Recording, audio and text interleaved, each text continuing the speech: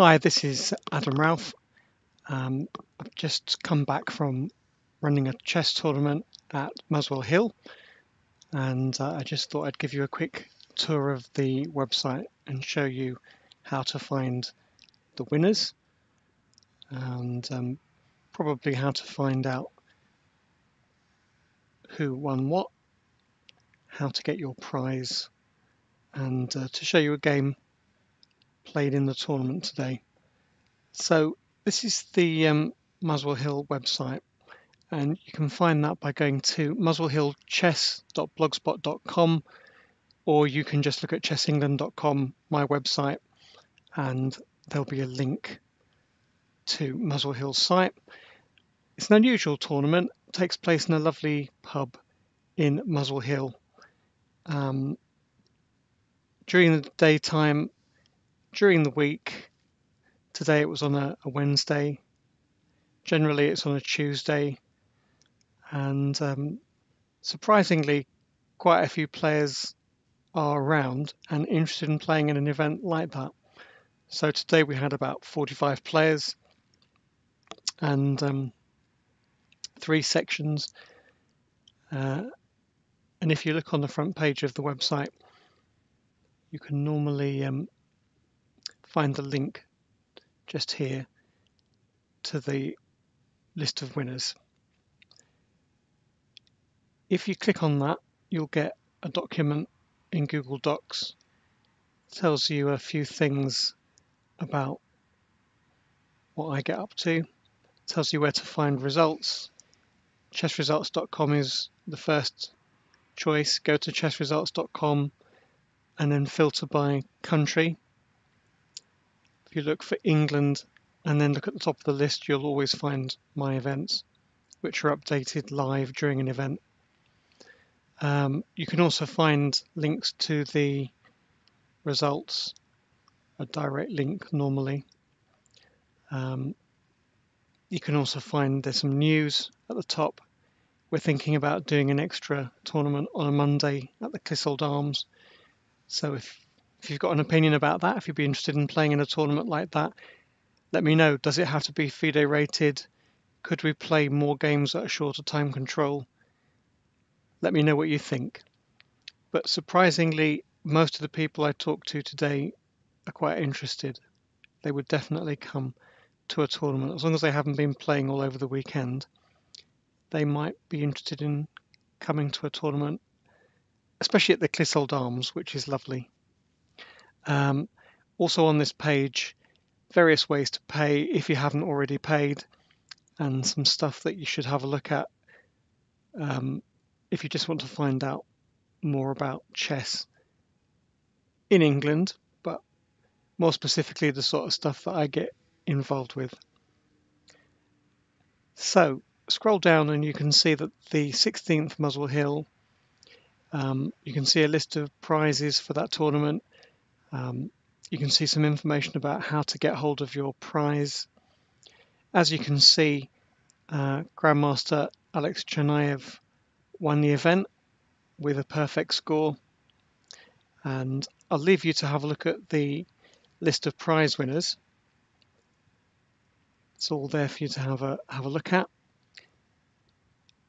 If you want to, you can click on the chess results link and you'll get this page.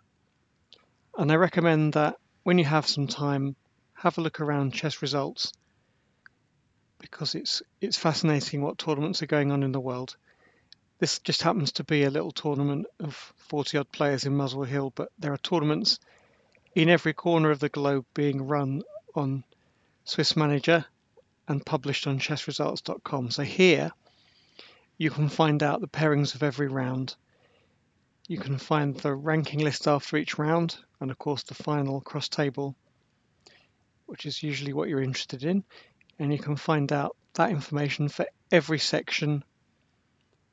And if you want to, you can click through to the FIDE information for each of the players. So our events tend to be quite cosmopolitan.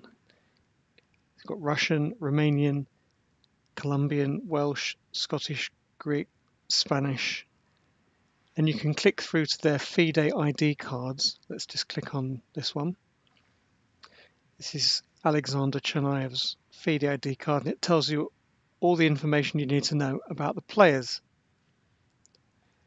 And if you want to, you can click here and have a look at some games that they've played, which are available online. You can play through them online, or you can just download the PGN portable game notation. So that is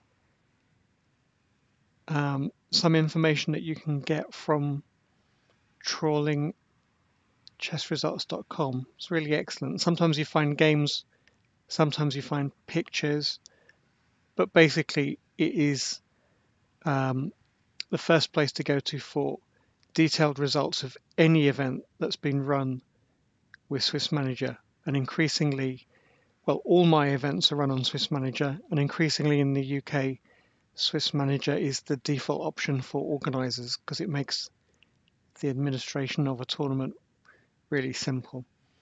So Tom Barton sent me a game during the tournament. In fact, he played against Alexander Chernaev. So let's have a look at that game. Ignore the ratings. Thank you, Tom. It was a Sicilian Grand Prix attack, which is a really good practical choice against any strength of player.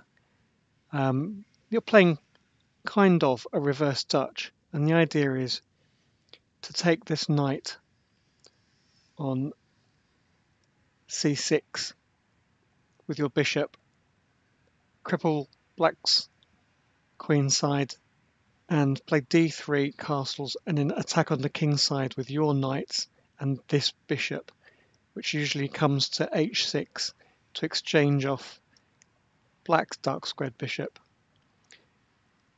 Let's see what happened.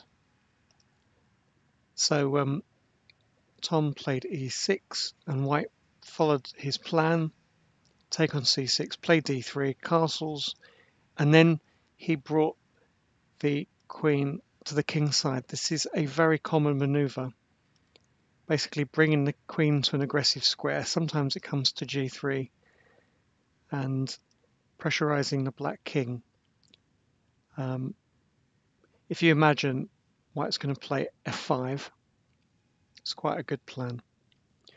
And black responded with knight d7 to stop the queen coming to h4.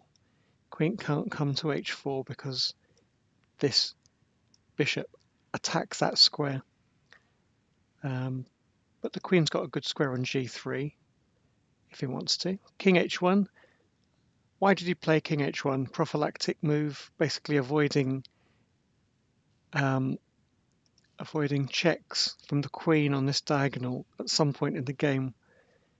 If black can get in c4 and discover check and then take on d3, then this pawn becomes quite weak and black can attack it. So let's see what happened. Black played knight b6. Probably a bit early to criticize that move, but black needs to be very active in getting counterplay. White stops any possibility of c4 with this move b3, and he's also possibly going to put his bishop on b2, which is a nice square. Black plays d5, occupying the center, and that's a good move. Bishop a3, right? In the Nimzo-Indian, and in many lines where this pawn formation occurs, bishop a3 and sometimes knight a4 really puts pressure on this weak c-pawn. Double pawns being a semi-permanent weakness that you can take advantage of. So black's got to watch out for instance, something simple like queen f2, which basically attacks c5. It's very difficult to defend it.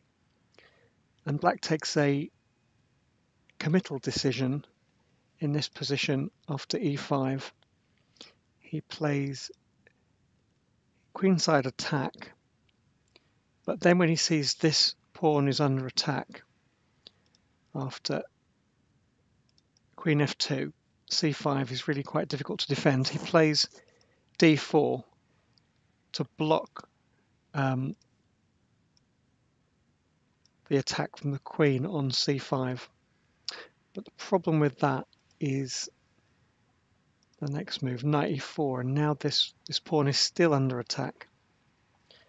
And black doesn't really have a lot of counterplay to balance the fact that he's got quite a weak c pawn. And white still has the option of attacking on the king side, as we'll see. So this is a nice maneuver. Knight f3 to d2 to c4 is a good maneuver. Putting the knights on useful squares. He had to take back here with the a pawn to defend the bishop, but as we'll see, it's all part of his plan. White has opened the a file. It looks like black occupies the a file, but actually white could easily turn the tables and take it over. Black plays bishop a6. White presses on. This is nice attack. f5, not worrying about the defense of his e pawn. Just presses on to f6. It's quite a nasty thing to have to deal with. And black goes knight g4, attacking the queen on f2. And white plays queen e2, attacking the knight on g4. So, what would you play here as black? It's quite hard to find a decent move. And black played knight takes f6. This maneuver, knight takes e5, takes g4, takes f6, looks good. The problem is white has now won this weak pawn on c5, and he's also threatening to, well, he's threatening to play a combination which black missed. Black played bishop b5, which normally would be a good move, but Tom said bishop c8 was the only way, going back here was the only way to continue the game, and he missed. Well, let's see if you can spot it. It's knight takes e6, and you have to recapture because this is a fork. The knight attacks the queen and the rook, so you've got to take it back. White plays queen e6 check, and if black plays king to h8, then white just captures on e7. Actually, probably capture with the bishop on e7. So he didn't have a choice. He played rook f7, and here white has a nasty and completely winning move. He went bishop takes e7, and after queen takes e7, he lost with rook takes a8 check. The rook on a8 is hanging, but he can't play rook takes e7 because the queen pins the rook against the king. So the next move was forced if he doesn't want to lose, and then he loses the rook on e8, and that was a very good example of the Grand Prix attack, a positional Grand Prix attack from Alexander Chernayev. So hopefully you'll think about playing in a future Muswell Hill Rapid Chess. If you played today, thank you very much. Have a look at the list of prize winners, and hopefully I'll see you again soon at the Clissold Arms.